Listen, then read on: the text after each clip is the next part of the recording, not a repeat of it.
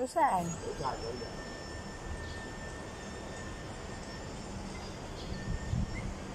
Suksok. Music pa siya. Ganda dito, guys. Dito lang yan sa baba. Baba ng bahay. Ayan sa amin, oh. Wait, ha. Ayan. Doon sa pinaka last. 38th floor. Yung 38th floor na yan. Tapos dito lang yan. Ayan. Mga pang, exercise ng mga matatanda, mga residente dito banda.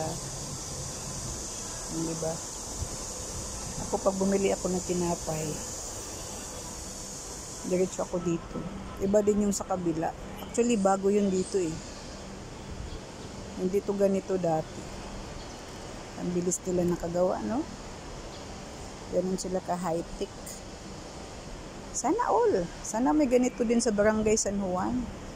Sino man ang nakapanood dyan sa banda sa amin, Mako. Dapat may mga ganitong apak-apaka na ganitong mga bato-bato, fibers. Kasi siya, nakatulong to sa may mga arthritis, may mga, actually, kahit walang arthritis, maganda to sa exercise talaga. Massage. Diba? Ikot lang dito ng 3 beses, 4 na beses.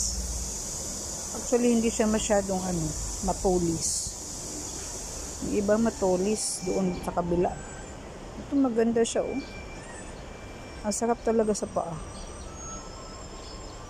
Diba? Yahoo! Nakaka-relax. Pag medyo sanay-sanay ka na.